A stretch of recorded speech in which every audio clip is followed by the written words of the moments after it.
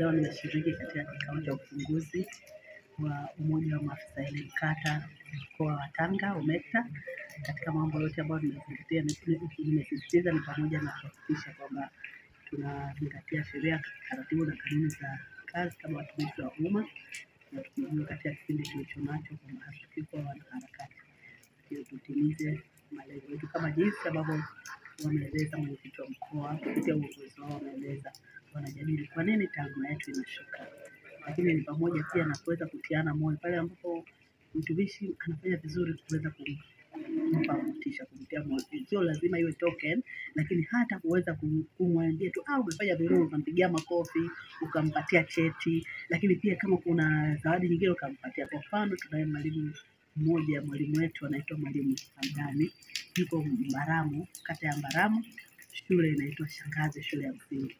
Unakuta anajitoa yani kwa vitendo, akifundisha wale watoto wa shule yani kwa furaha, hata kama mtoto alikuwa hataki kwenda shule, lakini unakuta anavutiwa na ile hali ya mazingira iliyopo, na hiyo inasaidia katika kuhakikisha ule ufaulu unaimarika.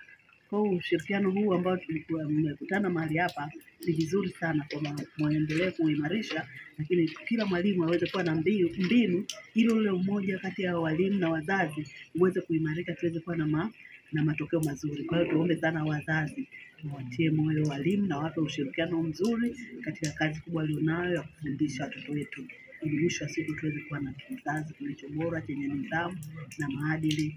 Ninatamani sana walimu wakuu na wakuu wa shule kuendelea kuwatia moyo walimu kama hawa ambao wenye vipaji na kitu wanakiweka ili wazi kuwasaidia watoto, wawatie moyo, wawape motisha, yani kile kidogo, yani kutambua ule mchango na ule uwezo alionao, ili unafikiri unadhani hapo walimu wengi wakifanya hivyo matokeo yatakuwa nini? Yatakuwa ni matokeo mazuri sana.